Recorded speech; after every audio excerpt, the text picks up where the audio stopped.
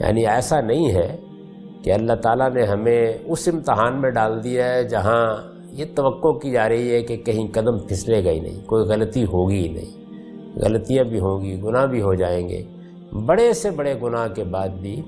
اللہ تعالیٰ کے حضور میں اگر توبہ اور ندامت کی توفیق حاصل ہو گئی ہے تو پھر فرمایا ہے کہ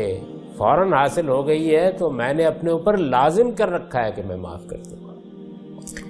تو اللہ تعالیٰ کی عنایت، اللہ تعالیٰ کا کرم وہ ہر مسلمان کے، ہر بندہ مومن کے شامل حال رہتا ہے، بشرطے کہ یہ رویہ پیدا نہ ہو جائے،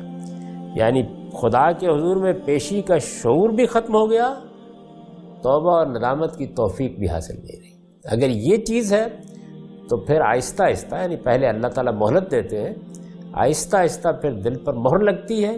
اور پھر اللہ تعالیٰ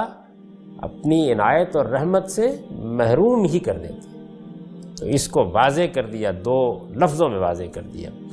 یہی وہ چیز ہے کہ جو ہمیں بھی سمجھنی چاہیے، اور جو قرآن مجید جن کو مخاطب کر کے یہ کہہ رہا ہے وہ بھی دنیا میں موجود ہے، ان کو بھی سمجھنی چاہیے۔